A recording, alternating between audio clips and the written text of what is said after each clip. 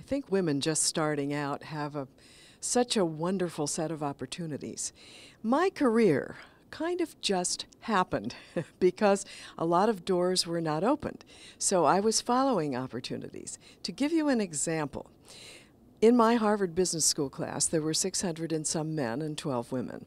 I went back to a reunion about 10 years after we graduated, and all of the men were saying, "Here I am on my 30-year plan."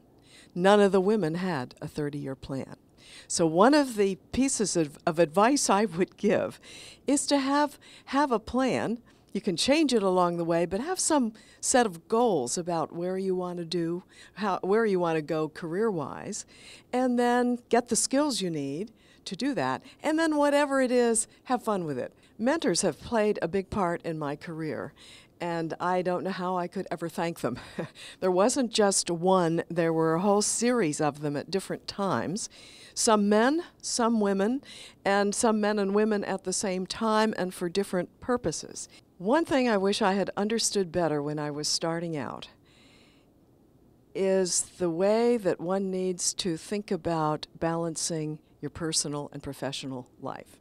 I was so intense, but remember the time frame this was, out of Harvard Business School in the 1960s, and I was so intent on the career and in being successful that so much energy went into that the personal side of my life was neglected for a time. Now I've caught that up, but I would say that had I better understood the balancing needs and the choices one has to make. You can't always do everything at the same velocity all the time. I think I would have been maybe happier through some of the early days when I was trying so hard to be successful. I think it's wonderful that the Chamber has a center dedicated to women in business. There are so many women in business today, often smaller businesses as well as larger businesses, and there are many more entrepreneurial women today too. And I think that we all need a place as a kind of a touchstone where we can go, where we can meet others who are doing the same things or aspiring to the same things, that we can network with, and we can just get together and compare notes. I think it's terribly important. This was an important sort of thing, this kind of pulling women together back in the early days, the 60s, 70s, and 80s.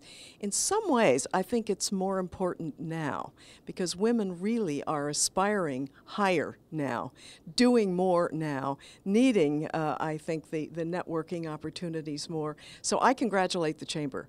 I'm thrilled that this is going on.